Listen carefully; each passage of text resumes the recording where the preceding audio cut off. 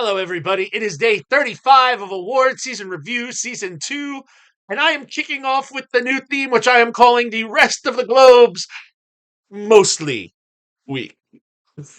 Yes, I wasn't able to review everything that was nominated for a Golden Globe leading up to the awards this past Sunday, but I got a majority, and I am going to get another 7 in this week. And for some of the films that I talk about this week, their Golden Globe nominations may sadly have been where their journey for this season ended. Whether or not they won the other night, that could have been their last hurrah. Well, we shall see, though. You never know. The Oscars are a funny group there. So, first up is Beau is Afraid.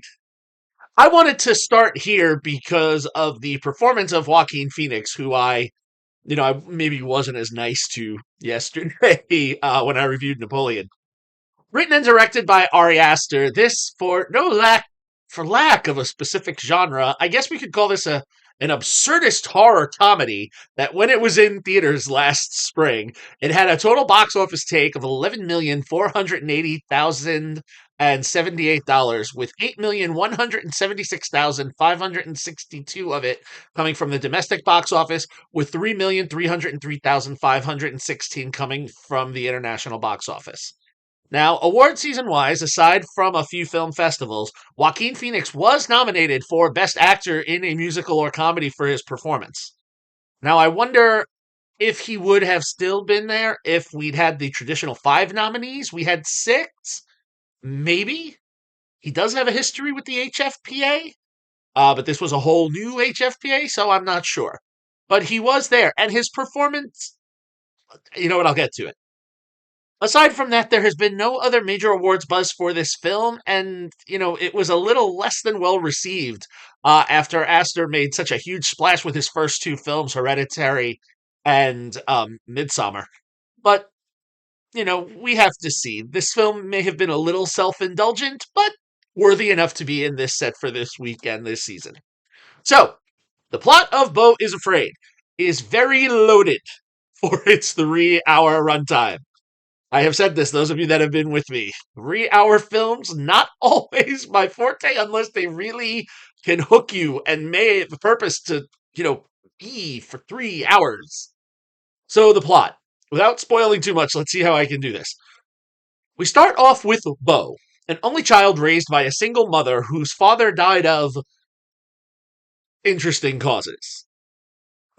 He goes on a cruise with his mother where he meets a young woman named Elaine, who he will not see again until adulthood, and he awaits the fulfillment of a promise that they make to one another. We will then jump to Beau's adulthood. And, on the way to meet his mother for the anniversary of his father's death, there is a rapturous event, and all hell breaks loose. Not demon type hell, well, nonetheless.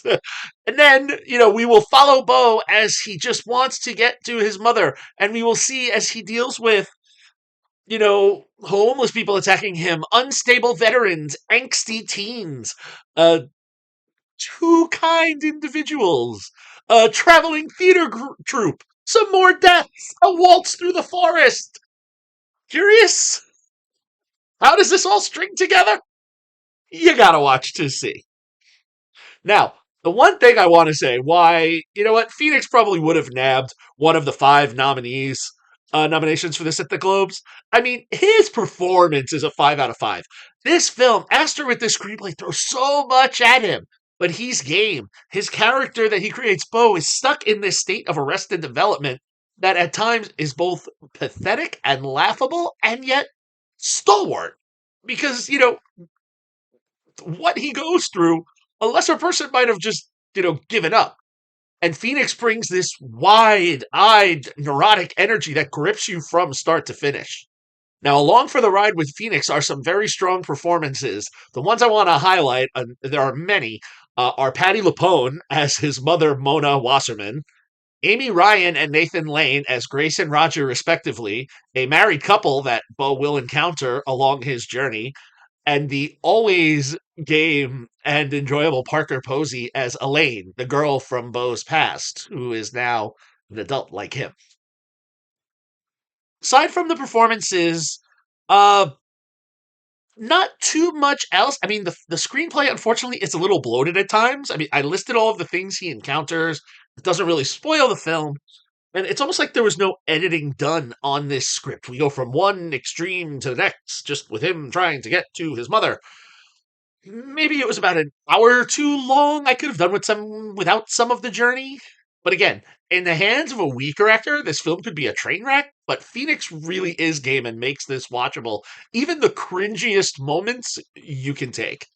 Also, when he finally gets to his mother's house, this actually I should recognize. Hats off to Fiona Crombie for her gorgeous production design of the house. You know, the third act of the play takes place at his mother's home, which is juxtaposed with the hell like existence that Beau lives in that we see in the beginning part of the film. So the production design is very well done. And the team that handled the visual effects for some of the things that Beau goes through in that first third of the film, again, cringy, stomach clenching moments, but visually done very well. Are the production design and visual effects strong enough to be recognized by the Academy? I don't think so.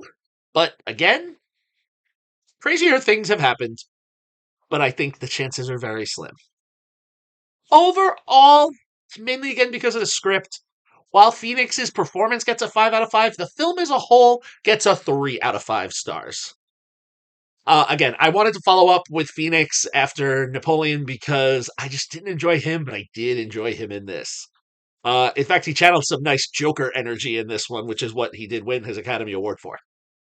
If you haven't seen Beau is Afraid and are wanting to now after this review, it is currently streaming on Showtime, available through premium Paramount Plus subscriptions, or if you have a Showtime subscription.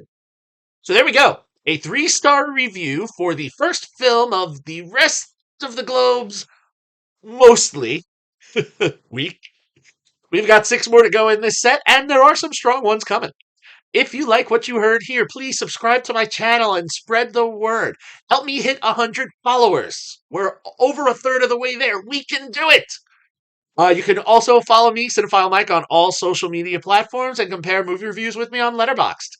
Also, if you haven't, make sure you check out the Where Can I Watch This 2023 edition spreadsheet on my Facebook page so you can keep up with all of the awards season tracking. All right. See everyone tomorrow as we move into the remaining rest of the Globe's mostly week. But until then, this is Cinephile Mike saying, take a break and watch something new.